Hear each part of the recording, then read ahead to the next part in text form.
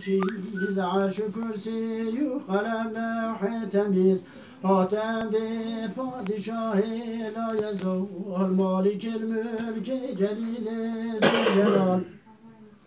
Ya kalem bil biz bemri padişah Esçi bil bizim bir ferman ya ilah Kale öktüb la ilahe illa elah Muhammed kasıd-ı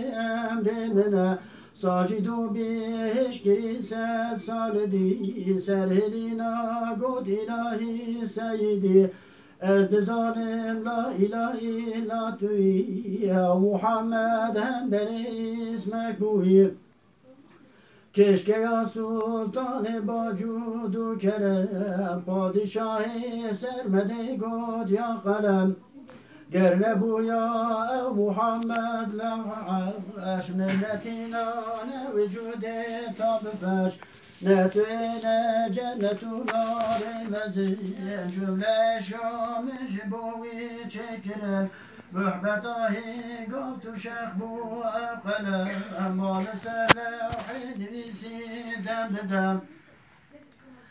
Serhoşun sükranevi nâb-ı şerîf Paşe ba ilham Rabbül alemin Got evvel ya Muhammed selam Hem aleyke got Rabbi la yanam Da cevaben an Habibil izzeti Ve aleyke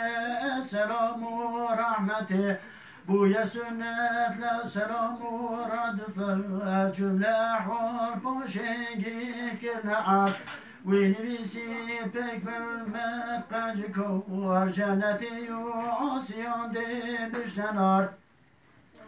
Ümmeta Ahmet nevisi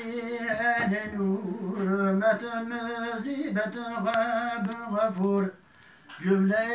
ahval alem beşükem Ve nevisi bu riyuş bu kalem Gerdevetin hujnari bin necut Naşk-ı şevke kub bejene salat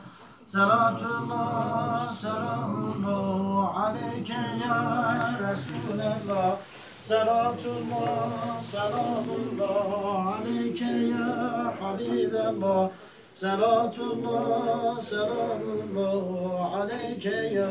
Nebiyallah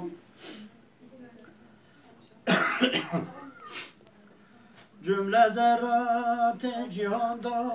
evlida Kirne gazi pek ve goten merhaba Merhaba ey sirri furkan merhaba Merhaba ey derde derman merhaba Merhaba ey cani baki merhaba Merhaba ey şaki saki merhaba Merhaba ey Ali Sultan merhaba Merhaba ey Kâni İrfan merhaba Merhaba ey Şems-i Taban merhaba Merhaba ey Cani Canan merhaba Merhaba ey Kurretül Ayni Halil Merhaba ey Khas-ı Mahbub-i Celil Merhaba ey rahmeten lil alemin Merhaba ente şefi'ül müzibin Merhaba ey afitabı zeval Merhaba